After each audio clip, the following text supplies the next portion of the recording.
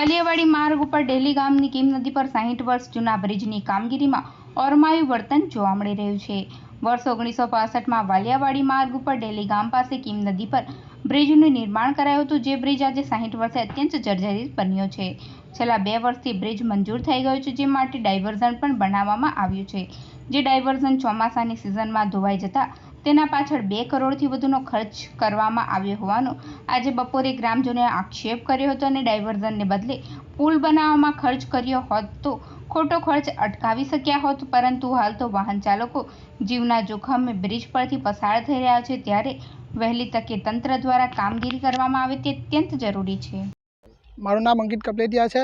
मैं डेली ગામનો રહેવાસી છું અને આ પુલ 60 વર્ષ જૂનો છે, તો મેં રેગ્યુલર અપડાઉન કરું છું અને આ પુલ મંજૂર થઈ ગયો છે 2 વર્ષથી, તો પણ કામ ચાલુ નથી કરતા અને 2 થી 3 કરોડના ખર્ચામાં ડાયવર્ઝન બનાવ્યું છે અને આ પુલને બને એટલું વહેલું મંજૂર થાય તો સારું છે અને બની જાય તો રોજ જોખમના રસ્તે આવવા જવાનું થાય છે। અને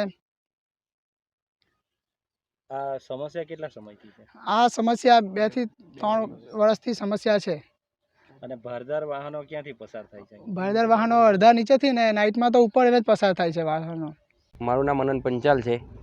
આ પુલ 2 વર્ષથી જર્જરી હાલતમાં છે, તો તંત્ર શું વિચારી રહી છે કે તંત્ર જલ્દીમાં જલ્દી પુલ બનાવી આપે એવી વધારે અમારી માંગ છે બધાની।